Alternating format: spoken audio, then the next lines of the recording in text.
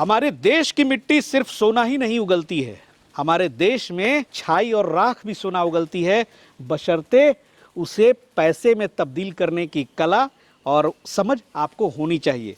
जी हाँ, आज का वीडियो उसी पर बेस्ड है जहां पर राख से ईंट बनाई जाती है। फ्लाई ऐश ब्रिक्स इंडस्ट्री के ऊपर आज बातचीत होगी और हम आज मिलवाएंगे उस चैंपियन से जो 15 साल से इस बिजनेस में रमे हुए हैं। और मुझे लगता है कि सर का जो अनुभव है आज हमारे दर्शकों को मिलेगा। सर फिर से नमस्कार, अभिनंदन। पवन भाई नमस्कार, और आप दोबारा हमारे प्लांट में आए इसके लिए बहुत बहुत धन्यवाद। ठीक है, और आपका जो वीडियो है उसको हर स्टेट ने बड़ा सराहा है जी। उस वीडियो में ना इंफॉर्मेशन और जो आपने सवाल पूछा था उस चीज को जानकर लोग बड़ा खुश हुए, और कोशिश हमारा रहेगा कि आज भी जो आप पूछेंगे और जो अपने व्यूअर्स को जानकारी देना चाह रहे हैं, ठीक है, वो हम आपको सटीक देंगे ताकि लोगों तक पहुंचे और उसका फायदा जो। क्योंकि सर आपके सवाल का जवाब जो था ना, उस चीज को लोगों ने बड़ा पसंद किया। बड़ी ऑनेस्टली आपने बताया। देखो पवन भाई, क्या है ना, एक आदमी से कोई चीज नहीं होता जी, जी। आप अगर हमारे यहाँ नहीं आते जी तो इन्फॉर्मेशन वो डिलीवर नहीं हो पाता जी, जी, जी। क्योंकि सोशल मीडिया का जमाना है जी, और लोग सोशल मीडिया देखना पसंद करते हैं जी। तो आप माध्यम बन के उभरे, ये बड़ी बात है जी, जी। ठीक है, जानकारी बहुत लोगों के पास है, बिल्कुल बिल्कुल लोगों तक पहुंचाने का जो माध्यम है, जो मीडिया है या जो चैनल है, उनका बड़ा रोल है जी, जी। सर जो टॉपिक्स आप सिलेक्ट करते हैं, देखिए मशीन बेचना के पीछे ही लोग रात दिन लगे रहते हैं, किसी तरह से लोगों को बेवकूफ़ बना के मशीन थमा दो। लेकिन आपने कुछ ऐसे विषयों पर बात की जो कि लोगों के भावनाओं को छुआ, क्योंकि लोग इस बिजनेस को मान के चलिए कि बहुत पूंजी की जरूरत होती है। तो आज भी कुछ ऐसा ही सर टॉपिक पे आपके साथ जब आया हूं बात करने के लिए, तो कुछ ऐसे ही टॉपिक्स पे बात करेंगे कि भाई ये जो fly ash bricks making business है, इसमें जो सक्सेस है, फेलियर है और सर्वाइवल है, ये तीन चीज़ें बहुत इंपॉर्टेंट हैं। फेल भी हो जाते हैं लोग, सक्सेस कैसे करें, और अगर सक्सेस कर गए तो उसको मेंटेन कैसे करें, इन सब चीज़ों पर हम लोग भी बात करेंगे। और पहले बात कर लें कि जो यहाँ पे काम चल रहा है, थोड़ा सा इस JSMPL कंपनी में जो मैं खड़ा हूँ, ये कितने वर्षों से काम कर रही हैं, आपका शुभ नाम क्या हुआ, थोड़ा सा एक बार हम लोग उसको नए व्यूअर्स को बता दें। जो भी आपके नए व्यूअर्स हैं उनको बताना चाहते हैं, हमारी कंपनी का नाम JSMPL है और हम लोग इंडस्ट्रियल इक्विपमेंट को सालों से बना रहे हैं। आज ये दूसरा दशक है। दूसरा क्या है कि फ्लाई ऐश ब्रिक्स मशीन, उसका निर्माण हम लोग कर रहे हैं, और कोशिश ये रहता है कि अच्छा मशीन को बनाया जाए, मजबूत मशीन को बनाया जाए, ताकि इंडस्ट्री में जान आए और इंडस्ट्री चल सके। ठीक है, लेकिन यहाँ पे कुछ और भी प्रॉब्लम है। सिर्फ मशीनरी एक चीज नहीं है। मशीनरी तो मान लो मैंने बना दिया, मजबूत भी बना दिया, वो चलेगा भी, लंबा भी चलेगा, लेकिन प्रोजेक्ट का जानकारी ये बड़ा महत्वपूर्ण है। ठीक है, हम तो आज ये बोलेंगे कि जिन लोगों के पास बिजनेस है, चाहे कोई भी बिजनेस है, हमारा फ्लाई ऐश का बिजनेस हो चाहे कोई भी बिजनेस है, वो बहुत खुशकिस्मत है, और उनको चाहिए कि अपने बिजनेस में टाइम दे, क्योंकि आने वाला 5 साल बिजनेस के लिए बहुत खराब है। आप कंपटीशन झेल नहीं पाएंगे आने वाला समय में। तो अभी के डेट में जिनके पास बिजनेस है ना, वो मौज मस्ती छोड़ दे। आपको बता रहे हैं, संपूर्ण समय दे ताकि रोजगार को भी जनरेट कराया जा सके। 2 मजदूर अगर काम कर रहे हैं तो 4 मजदूर को कैसे आप काम करा सकते हैं, इस पे फोकस करो। ठीक है, दूसरा क्या है, अपने रोजी रोटी से मतलब रखो, मुनाफाखोरी वाला काम मत करो जी। ठीक है, इससे किसी का भला नहीं होगा, और आपको एक ना एक दिन ऊपर भी जाना है, जवाब वहां पे भी देना है। आप समझो मेरी बात को। आप में अगर कोई भी गुण है, जैसे बहुत सारा पवन बना इंजीनियर रिटायर कर रखे हैं वो बहुत सारे बड़ी बड़ी कंपनियों से, मैं उनसे भी आग्रह करूंगा कि उनके अंदर जो गुण है वो देश में युवाओं को डिलीवर करे और बताएं। अपना चैनल बनाएं, नहीं होता तो अपना चैनल बना के उसके माध्यम से ही वो बताएं। अगर 2 लोगों का भी भला हो जाएगा उनके गुण से ना, तो बहुत बड़ा चेंजेस आ जाएगा इंडिया में। बिल्कुल बिल्कुल बिल्कुल सही बताया सर। और ये एक बात सर अभी हम पूछेंगे कि यहाँ पे जो मशीनें आपकी तैयार हो रही हैं, चारों बगल काम लगा हुआ है, ऑर्डर आए हुए हैं आपके, तो कितने ईंट से कितने ईंट तक का यहाँ पर आप मशीनें अभी तक तैयार करते हैं? अभी हम लोग यहाँ पे 2 ईंट का मशीन से लेके 18 ईंट तक का मशीन, 18 ईंट तक के मशीन का कैपेसिटी इस यूनिट का है। ठीक है, दूसरा क्या है, अभी हम लोग पिछले कई महीने से ना 9 ऑर्डर को पूरा किए, छोटे के अलावे। दूसरा क्या है कि अभी हमारे पास टोटल 13 ऑर्डर है, 13 ऑर्डर है। एक ऑर्डर को अगर पूरा करने में सर कितना वक्त बहुत समय लग रहा है, 45 से 50 दिन लग रहा है। कुछ मॉडल अभी हम लोगों ने नया SD6 करके लॉन्च किया है, जो 3 साल बाद 5 को रिप्लेस करके 6 में लाया है। तो अभी थोड़ा सा क्या है, उसको बनाने में समय ज्यादा लग रहा है। भाई मशीन बड़ी तबीयत से बनाते हैं, देख सकते हैं आप। एक एक चीज जो है, मतलब जो भी है, गुणवत्ता के मामले में कहें, उसकी से असेंबलिंग के मामले में कहें। ये पवन भाई ना, ये 12 ब्रिक्स ही बन रहा है, बट ये 6 में अभी ये मॉडल आ गया। अच्छा, इसमें बहुत सारा चेंजेस हो गया। हर मामले में बोला जाए तो पहले के मुकाबले में जो मशीन था उससे 20% ये और अच्छा हो गया और हेवी हो गया। हम लोग अच्छा और हेवी दोनों की तरफ जा रहे हैं। प्लस क्या है, मेंटेनेंस कम कैसे करें, इस पे हम लोग ज्यादा फोकस कर रहे हैं। अच्छा, हाँ, ये फोकस कर। आज स्थिति ये आपको मैं बता रहा हूँ कि हमारे जितने भी स्टाफ है ना, लगभग सब के सब काम कर करके पिछले कई महीने से ना, माने हर लोग थक गए हैं, बीमार पड़ रहे थे। ये पोजीशन था। हाँ। तो अभी मैंने क्या किया है ना, कि जो चुनिंदा लोग हैं, जो इंडस्ट्री को समझते हैं या बिजनेस को हमको लगता है ये बढ़ाते हैं, और वहां पे हम लोगों को लगता है कि यहाँ पे अगर हम लोग मशीन डालेंगे, इन सज्जन को देंगे, तो ये इंडस्ट्री को 10 साल 15 साल चला सकते हैं। क्योंकि देखो, बिजनेस कर लेना बड़ी बात नहीं, बिजनेस में चुनौती को समझना, उसको झेलना, बिजनेस के परेशानी को समझना, बिजनेस को आगे कैसे बढ़ाना, ये बहुत बड़ा मुद्दा है। सही बात है। अच्छी मशीन, अच्छी सर्विस, इससे क्या होता है, बाउंस बैक मिलता है, और सर के साथ लोगों को रोजगार भी मिलता है पवन भाई। और साल भर मोटा मोटी पहले सर मैं आया था आपके साथ, जुड़ा था 7-8 महीने पहले। जी, 7-8 महीने पहले जुड़ा था। और जो आप लोगों ने प्यार दिया है, जो आप लोगों ने इन पे विश्वास दिखाया है, मुझ पे विश्वास दिखाया है, वो बना रहेगा। और बहुत ही ट्रस्टेड मुझे लगता है कि एक प्लेस है जहां पर भाई किसी भी तरह का आपको यहाँ पे भय फिक्र करने की जरूरत नहीं है। आपको हो सकता है थोड़ा हमारे यहाँ लेट हो जी, लेकिन आप काम के जिम्मेदारी पूरा लेते हैं, रिप्लेसमेंट ऑफ पार्ट्स पूरा देते हैं। दूसरा क्या है, आपकी हर बात को सुनेंगे। क्या है मालूम है, हमारा एक मकसद है कि आप मशीन चला दो जी, ठीक है। हमारा क्या ना, छोटा सा ये है, रोजी रोटी चलना चाहिए, बस इसको ध्यान में रख के करते। ये नहीं कि इसमें इतना मुनाफा होना चाहिए, इतना, ये कभी नहीं सोचते जी जी। हम मशीन बनाने समय ये नहीं सोचते ये मत लगा, ये मत लगा, ये मत लगा, ये नहीं करते। अच्छा, कुछ लोग सर नेट पे जो है ये मैनुअल दिखा देते हैं, भाई बड़ी सस्ती मशीन है, मैनुअल बनाइए, बड़ी बजट में आ जाती। वो सक्सेस है क्या इस फील्ड में? पवन भाई एक चीज समझो, चाइना हो चाहे और भी कंट्री हो, और इंडिया में भी, ठीक है, बड़ी बड़ी मशीनरी आ रही है जो कि करोड़ों का मशीनरी है जी। आप वहाँ पे एक छोटा, मतलब अगर आप उसको बोले तो गरीबी रेखा में रहने वाले लोगों को आप बोल रहे हैं कि उस बिजनेस को करो, ठीक है। आप उस बिजनेस को जब उसको करने के लिए बोल रहे हैं तो उसमें मशीनरी भी लग रहा है। आप कोई भी मशीन अगर उसको दे देंगे तो मार्केट में टिकेगा नहीं, टिकेगा। प्लस अगर बिहार हो चाहे अदर स्टेट हो, वहाँ पे अगर 1 लाख ईंट को बनाएंगे तो लगभग 5 से 6 रुपया पड़ रहा एरिया टू एरिया में, ठीक है। तो आप समझो कि बेचारा अगर वो उसको बेचता है तो तुरंत तो पैसा आता नहीं है, इसका मतलब डबल पूंजी रखना होगा, एक बड़ा कैपिटल आपका मार्केट में भी फंसा रहा है। वहां पे पूंजी 12, 13, 15 लाख तक जा रहा है, और आप बोल देंगे 50,000, 1 लाख, 1.5 लाख में स्टार्ट हो जाएगा, तो आप कहीं न कहीं उसको ठग रहे हैं, नहीं डुबा रहे हैं पूरे परिवार को। ये बात मुझे नहीं समझ में आ रही थी जी। नहीं, पूरे परिवार को डुबा रहे हैं, क्योंकि देखिए क्या है ना, जो सेविंग का पैसा होता है वो पूरे परिवार का होता है, ठीक है। मान लो वो बीमार पड़ा तो उसके काम आ सकता था, उसको पढ़ाई का जरूरत, उसको आप उसको ले जाके क्या है ना, डुबो दे रहे। वो कभी पीछा कर ही नहीं पाएगा सर। जहां 1 लाख ईंटें बन रही हैं, वो हाथ से कितना बनाएगा? आप यहाँ वीडियो में दिखा देते कि भैया तुरंत कारोबार शुरू करो, 1 लाख के अंदर आपका सारा कारोबार शुरू हो जा रहा है। एक चीज मैं बता रहा हूँ, सुनो मेरी बात। मैं पिछले कई साल से अभी झेल रहा हूँ, ये कोविड के बाद से ज्यादा झेल रहा हूँ, ठीक है। ऑर्डर क्लाइंट का है, मैं बता रहा हूँ, यूपी हो, बिहार हो आपका, चाहे झारखंड हो, चाहे और स्टेट हो, मेरे पास 5-5 लाख का एडवांस आया है, और बैंक आपको बता रहे, बैंक देने से मना कर दिया। वो सज्जन खुद इंजीनियर है, आप समझो क्या प्रोफाइल है उनका, इंजीनियर है, खुद की जमीन है।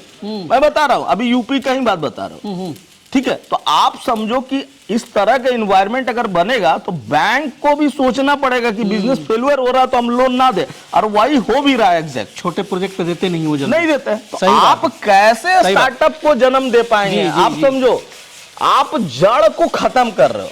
तो पहली बात सर का एकदम बिल्कुल कहना है, सही है कि हैवी बजट का ये प्रोजेक्ट है, बहुत पैसा है, बहुत इनकम है, लेकिन एक भाई जो मिनिमम स्लैब होता है, जैसे 12-15 लाख मिनिमम जो स्लैब है, वहां से 12 से 15 लाख का आपको टारगेट रखना है। उसके नीचे आपको जो भी लोग लुभावन लोग बातें कह रहे हैं, कहीं ना कहीं आप बाजार में जाके फंस जाएंगे। और चलिए, मशीन तो सर जो बना रहे हैं फोन पे आप समझ लेंगे किस किस ईंट की बनाने वाली, कितने मशीन की प्राइसेस हैं, क्या टेक्निकल उसकी डिटेल्स है। लेकिन आज जो स्पेशल चीज मैं पूछूंगा सर से कि फेलियर के सर कुछ रीजंस, जैसे अभी आपने ये बताया फेल होने का एक ये भी रीजन है, आपके हिसाब से और कहां कहां फेल हो रहे हैं इस देखो चीज में? फेल्यूर का रीजन क्या है ना, बहुत लोग बहुत जल्दीबाजी कर रहे हैं, नेट पे दे दिए, दूसरे डिसीजन कर दिए, घर में गार्जियन को बोले, नहीं हुआ तो घर में थोड़ा क्या है कि नाराज हो गए, खाना नहीं खाया, गार्जियन ये करके पैसा दे दिया, आप ले जाके लगा दिए दोस्तों में कि ये बना रहा है कि मैं इंडस्ट्री खोल रहा हूं। ये चीज नहीं है। आप इंडस्ट्री को समझो, इसमें परेशानी है और हर दिन चुनौती है, और आपको चुनौती का अगर सामना नहीं करना आता है तो घर का पैसा हो चाहे बैंक का पैसा हो मत लगाओ। खोलने से पहले क्या पहले टारगेट सेट करें? टारगेट ये सेट करें कि भाई उसका मार्केट क्या है, उसमें चुनौती क्या क्या है, पूंजी कितना लगेगा, और मैं जो इस बिजनेस को करने जा रहा हूं कि मेरे में वो कैपेसिटी है कि नहीं कि उस चुनौती को झेलना, उसका परेशानी को झेलना, उनके दौड़ धूप को झेलना। जी जी। ये अगर आप में नहीं है तो देन उस बिजनेस को मत करो, चाहे हमारा फ्लाई ऐश का बिजनेस हो चाहे कोई भी बिजनेस, क्योंकि फ्लाई ऐश भी बहुत बड़ा कंपोनेंट है सर इसमें। उससे क्या होता है पवन में, देखो मान ले आपके घर के आसपास 3-4 लोग फेल्यूर हो गए, तो आपके गार्जियन भैया हो या फादर हो या कोई भी हो, आपको बोलेंगे बिजनेस करो? आपको बोले नहीं नहीं कहीं जॉब करो? आप समझो आप इन्वायरमेंट खराब कर रहे हैं। जी जी, सही बात है। और इससे क्या होता है ना कि सभी को नुकसान है, एक नेगेटिव जो है माहौल बन जाता है कि भैया खराब बिजनेस है। खराब बिजनेस नहीं है भैया। आज फ्लाई ऐश ब्रिक्स की सरकारी योजनाओं में कह लें या फिर आप बहुत सारे शहरों में देखेंगे अब इसी का प्रयोग हो रहा है। लाल ईंटें जो हैं आप थोड़ी देर के लिए समझो, अभी आपके बिहार में, ठीक है, मुख्यमंत्री उद्यमी योजना आया, पीएमजीपी लोन आया, और यूपी में भी बहुत सारा स्कीम आया और मुद्रा लोन भी आया, ठीक है। आप थोड़ा देर के लिए समझो, एक व्यापारी अगर सटीक जानकारी रखे और बैंक उसको 12 लाख रुपया दे या 10 लाख दे या 15 लाख या 20 लाख रुपया दे, वो अगर उसको टाइम पे रीपे कर देना तो आने वाले समय में बैंक उसको 50 लाख रुपया घर से बुला के दे देगी। आप समझो, बिना कैपिटल के वो बिजनेस, अगर वो 50 पूरा कर देता है तो आने वाले समय में उसको 1 करोड़ 1.5 करोड़ का प्रोजेक्ट आसानी से मिल जाएगा। आप समझो स्टेप बाय स्टेप एक युवा अगर चाहे तो बड़ा व्यापारी कितना आराम से बन सकता है। इसीलिए बोलता हूं कि जानकारी करो, प्रोजेक्ट को समझो, उसमें से 2 पैसा प्रॉफिट करके बैंक का लोन को चुकाओ, अपना वहां पे क्रेडिट बनाओ, और आने वाले समय का स्कोप आपका बैंक में खुल जाएगा कि आप कुछ भी मांगेंगे, कोई भी लोन मांगेंगे किसी प्रोजेक्ट को, तो आप पे विश्वास करके वो आसानी से दे देंगे। अच्छा सर, फ्लाई ऐश के लिए साहब कहाँ मतलब कांटेक्ट करें? जैसे थर्मल पावर प्लांट पे ही होगा तो क्या उसके लिए शर्तें होंगी कि हमको ये बिजनेस करना है तो वहाँ पे क्या देखना होगा? कहीं कि कहीं दूर होगा, कहीं नज़दीक होगा, तो एक दूरी होनी चाहिए ना कि भाई वहाँ से आपका बैलेंस रहेगा कि भाई अब मान लीजिए 500-500 किलोमीटर से अगर फ्लाई ऐश लेके आ रहे हैं तो हमको लगता है ईंटें तो महंगी हो जाएगी। नहीं देखो, 2 चीजें एक साथ नहीं होना चाहिए वहां पे। एक फ्लाई ऐश भी महंगी हो जाएगी और सैंड या तो वो जिसको स्टोन डस्ट बोलते हैं, अगर दोनों एक साथ महंगा हो जाएगा तो वहाँ इम्पॉसिबल है फ्लाई ऐश ब्रिक्स को बनाना। बिल्कुल बिल्कुल, ठीक है। अगर फ्लाई ऐश महंगा है लेकिन बालू सस्ता है, जैसे कल भी मैं कुछ क्लाइंट से बात कर रहा था, ठीक है, तो वो बता रहे थे कि उनके यहाँ 1200-1300 रुपये में सैंड आ जाएगा, बगल में नदी है वहां से मिल जाता है, ये होता जो भी है, ठीक है। तो वहां पे फ्लाई ऐश मैं देख रहा हूँ 120 किलोमीटर से आ रहा है, तो अगर 120 किलोमीटर तो वहां सर्वाइव कर जाए, मतलब थोड़ा सा आगे पीछे जा सकते हैं, आगे पीछे, क्योंकि इसका रेट को वो बैलेंस कराएगा। लेकिन दोनों ही चीज अगर महंगा है तो वहां पे नहीं, दिक्कत हो जाएगी, वहां पे वो नहीं कर सकते हैं, ठीक है। दूसरा क्या है, जैसे बाढ़ वहां पे बाढ़ में पावर प्लांट है, मुजफ्फरपुर पावर प्लांट है, ठीक है, अपना यहाँ पे भी आ रहा है पावर प्लांट, क्या नाम है बिहार में बेगूसराय, ठीक है। तो बहुत उसके आसपास का जो एरिया है, ठीक है, उस एरिया में लोग आराम से ईंट को बना सकते हैं और दूसरे जिले तक भी पहुंचा सकते हैं ईंट को, क्योंकि आपके यहाँ सरकारी टेंडर में स्ट्रिक्टली मना किया गया, जो कि मैंने बड़ा चेंजेस देखा है बिहार के लिए जी, ठीक है। और वहां पे स्कोप बनता है, ये उभरता हुआ बिजनेस है, वहां उभरता हुआ बिजनेस है, ठीक है। और सरकार भी चाहती है कि बेरोजगारी दूर करने के लिए तरह तरह का स्कीम लाया जाए, उस पर लोन दिया जाए। तो आपका भी काम है कि भाई प्रोजेक्ट को समझे और कोशिश ये रहे कि हम कैसे सक्सेस कराएं, किन लोगों तक पहुंचे, कहाँ जानकारी मिल सकता है, और सटीक जानकारी वही दे सकते हैं जो लोग इस धंधे में पुराने हैं जी ठीक है, बशर्ते कि वो अपना ये छोड़ दे, स्वार्थ छोड़ दे कि भाई इनको मशीन बेच देना है। हमारे यहाँ आते हमको कोई फर्क नहीं पड़ता है कि भाई वो मशीन ले चाहे नहीं ले, हम बोलते भी है, बस आएंगे उनको टोटल प्रोजेक्ट। कल ही मेरे को एक क्लाइंट बोल रहे थे कि मैं तो डर गया आपका वीडियो देख के कि अगर फेलियर होगा तो कैसे करेंगे। जब उनसे बात किया तो बोले कि हम 2 दिन के अंदर आपके यहाँ आ रहे हैं। अच्छा सर, एक चीज और बता दें, समय की कमी है, लॉ ऑफ सर्वाइवल इस बिजनेस के लिए, चलिए हम किसी तरह फेल होने से बच गए हैं, अच्छा चल रहा है बिजनेस, आगे भी चलता रहे, इसके लिए क्या करें? आगे भी चल रहा है, उसके लिए जो डेली चुनौती है, मैन मेड प्रॉब्लम्स, मार्केट में जो पूंजी फंसता है उस पर ध्यान देना है। दूसरा, बिजनेस में रेगुलर आप बने रहिए, हर दिन बिजनेस के प्लेस पे पहुंचिए, ये बड़ा जरूरी होता है। अच्छा। आप ये नहीं कि छुट्टी मनाने चल गए 10 दिन 15 दिन ये रहे, पैसा आ रहा, तो आप वहां पे मार्केट से धीरे धीरे कटने लगेंगे, आपको पता भी नहीं चलेगा कि कब दूसरे लोग जो है आपके स्थान को ग्रहण कर लिया और आप बैक फुट पे चले गए। आज मैं जो डेली वर्कशॉप में बैठता हूँ, इतना आप देख रहे हैं इसमें एसी नहीं होता, शेड है, तो यहाँ पे बैठता हूँ, गर्मी आप बर्दाश्त नहीं कर पाएंगे, और सालों से बैठ रहा हूँ ठीक है। तो क्यों बैठ रहा हूँ? ताकि अच्छा काम हो, और लोग घूमते हुए बात करते हैं, लोग जो है ना उस काम को समझे। जी जी सही बात है। और हम ये चाहते हैं कि मशीनरी के प्रति अगर अवेयर होंगे ना, तो जो सज्जन अवेयर होके जाएंगे, और वो दूसरे धंधे में भी अगर कोई मशीनरी लग रहा तो वहां दूसरे को भी अवेयर करेंगे कि नहीं, इंडस्ट्री में मशीनरी बहुत मायने रखता है। देखिए भाई, ये सारे चीजें हैं, कंपोनेंट्स है फ्लाई एश ब्रिक्स प्रोजेक्ट के लिए। 12 ब्रिक्स का मिक्सर है जो कि अभी नया आया है। ये कितना डायमीटर होगा सर इसका? ये 6.5 फीट, 6.5 फीट का है। 6.5 फीट, क्या बात ये है, न्यू मॉडल है। ओ बहुत बढ़िया। और हम बता रहे हैं आपको कि प्रॉफिट कमाना बिजनेसमैन का ये होता है, लेकिन इसका ये मतलब नहीं कि आप क्वालिटी से, आपको समय लगेगा बिजनेस को क्वालिटी के साथ खड़े करने में। जी जी ठीक है, आप सस्ता बोल के कुछ भी दे सकते हैं जी। लेकिन अगर क्वालिटी के साथ देंगे तो मार्केट बनाने में समय लगेगा, हो सकता है थोड़ा, तो पेशेंस रखो। बिजनेस में पेशेंस बहुत मायने रखता है। चुनौती से डरो मत, उसका हल निकालो। बिजनेस यही बोलता है, आप तभी सरवाइव करें। और पवन भाई एक चीज बता रहे, जो लोग भी बिजनेस कर रहे हैं उनको चाहिए कि अपने बिजनेस को पकड़ के रखें। आने वाले 5 साल में ना कंपटीशन आप बर्दाश्त नहीं कर सकेंगे, मैं बता रहा हूँ। आप पूरे दुनिया का हाल देख लो ठीक है, और भारत बहुत बड़ा जनसंख्या वाला देश है, तो यहाँ पे बिजनेस को सरवाइव कराना आने वाले कई साल में आसान नहीं होगा। तो किस्मत वाले हैं कि आपके यहाँ पे अभी बिजनेस है या आप रनिंग बिजनेस में। नॉलेज की जरूरत पड़ेगी भाई लोग, बहुत नॉलेज की जरूरत पड़ेगी, डीप नॉलेज की जरूरत पड़ेगी। बहुत सारे ऐसे लोग हैं ना जो फ्लाई एश ब्रिक्स को सही से बना भी नहीं रहे।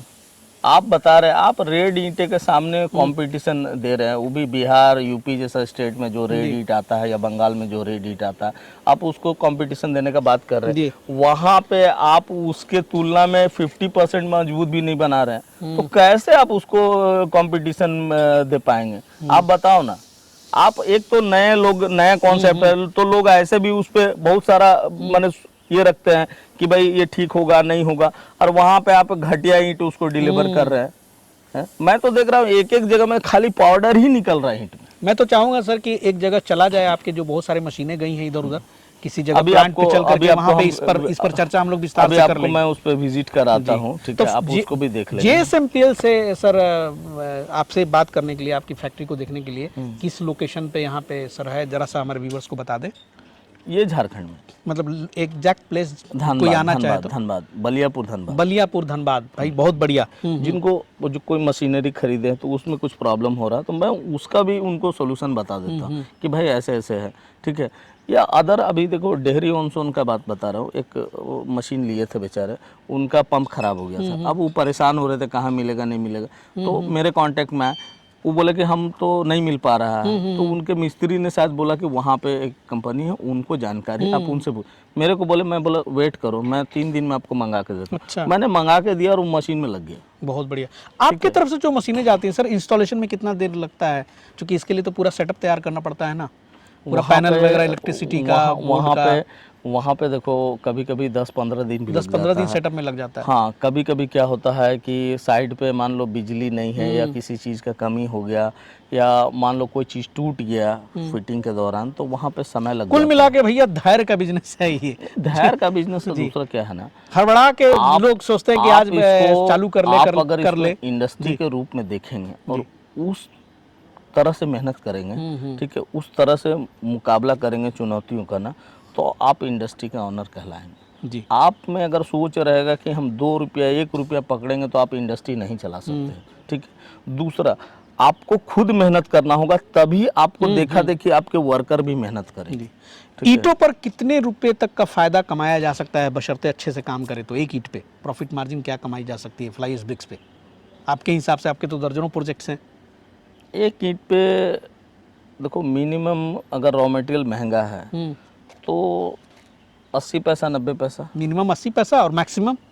और मैक्सिमम तो मैं देख रहा हूँ कहीं कहीं पे 4-4 रुपया भी। 4-4 रुपए भी? हाँ, तो बहुत ऐसा जगह है जहाँ पे फ्लाई एश ईंट लग रहा है, लेकिन वहाँ पे प्रोजेक्ट नहीं है, मशीनरी नहीं है, प्लांट नहीं है, तो वहाँ पे जो लोग अभी स्टार्टिंग में खोल रहे हैं ना, वो उन लोगों को मुनाफा अच्छा मिल रहा है, ठीक है।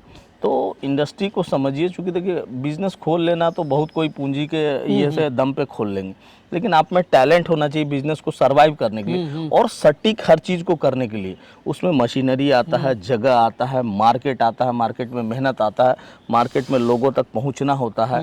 ये सारा चीज़ अगर आपको करने नहीं आएगा ना, तो आप प्रोजेक्ट को फेल्यूर करा देंगे 100%। सही बात है। और सर ने बताया कि अगर 1 लाख ईंट बनाने का लक्ष्य रखे तो 80 पैसा भी मुनाफा है, तो भैया 80,000 ही कमाओगे तो सही। और सब काट कूट के बता रहे पवन भाई, आप बिहार के लेके बात करते हैं, ठीक है, बिहार अगर डेवलप करता है तो हर लोगों का योगदान है, जिसमें आप भी आते हैं, ठीक है। परसेंटेज क्या है वो मायने नहीं रखता, सोच क्या है ये मायने रखता है। तो आपने गोट फार्मिंग हो चाहे और भी इंडस्ट्री का जो भी चीज है, ठीक है, आप लोगों तक पहुंचा रहे हैं, ठीक है। जो लोग समझ के करेंगे तो मुनाफा भी कमाएंगे और अपना जीवन यापन भी करेंगे। बिल्कुल बिल्कुल। हमारा ये मानना है कि अगर बिहार का युवा कमर कस लेना तो हर स्टेट से आगे निकल सकता है। बिल्कुल बिल्कुल। वो सोच ले कि मेरे को कुछ करना है ना, बिहार ऐसे रातों रात आगे बढ़ेगा। खाली सोच एक बार पैदा हो जाए युवा में, वहाँ का जो युवा, आप नहीं सोच सकते बिहार के लोगों में जो पोटेंशियल है ना, वो दम भरता है। क्योंकि मैं भी ये तो झारखंड अलग हो गया, बट मैं बिहार से कभी ना कभी बिहार में हम लोग पार्ट है, ठीक है।